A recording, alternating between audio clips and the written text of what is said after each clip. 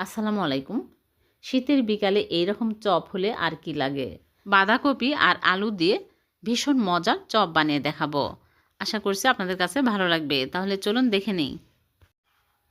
এখানে বাঁধাকপি নিয়েছে, মাঝারি সাইজের একটা বাঁধাকপি অর্ধেকটা কুচি কুচি করে কেটে নিয়েছি।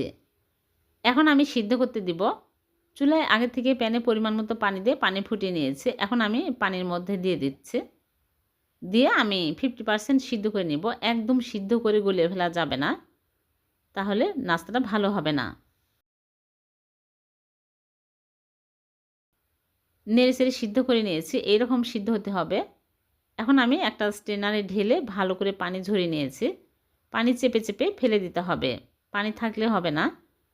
এরকম করে পানি চেপে নিয়েছি। এখন আমি এর মধ্যে দিয়ে দিচ্ছি 2টা সিদ্ধ আলু, গ্রেটার দিয়ে গ্রেট করে নিচ্ছি।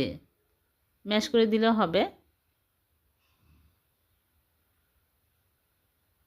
মাঝারি সাইজের 2টা আলু সিদ্ধ করে দিয়ে দিলাম। তারপরে কাঁচামরিচ পেঁয়াজ কুচি দিয়ে দিচ্ছি পরিমাণ মতো। স্বাদ মতো লবণ দিয়ে দিলাম। আর আস্ত জিরা দিয়ে দিচ্ছি 1 চামচ, কালো জিরা দিয়ে দিচ্ছি 1/2 চামচ, তাহলে খেতে আরও বেশি ভালো লাগবে। আর দিয়ে দিচ্ছি চিলি ফ্লেক্স 1/2 চামচ, ঝাল বুঝে দিতে হবে। জিরার গুঁড়া দিয়ে দিলাম 1/2 চামচ, ভাজা জিরার গুঁড়া আর ধনিয়া গুঁড়া 1/2 চামচ করে দিয়ে দিচ্ছি।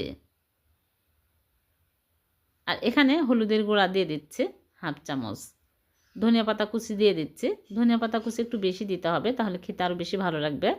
এখন আমি সবগুলো ভালো করে মাখিয়ে নেব।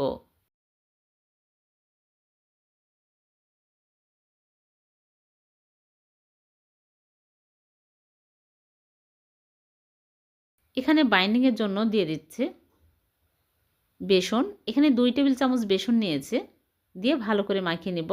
বেসন যদি হাতের কাছে না থাকে চালের গুঁড়াও দিতে পারবেন। দিয়ে ভালো করে মাখিয়ে নিচ্ছি।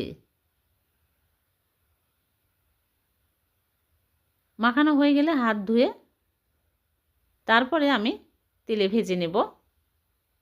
এখানে আগে থেকেই পরিমাণ মতো তেল দিয়ে তেল গরম করে নিয়েছে। এখন এরকম করে আমি লম্বা শেপে বানিয়ে তেলের মধ্যে দিয়ে দিচ্ছি। হাতে তেল লাগিয়ে নেবেন, তাহলে বানাতে সুবিধা হবে। অল্প অল্প করে নিয়ে এইরকম করে লম্বা করে বানিয়ে তেলের মধ্যে একটা একটা করে দিয়ে উল্টে পাল্টে ভেজে নিচ্ছি।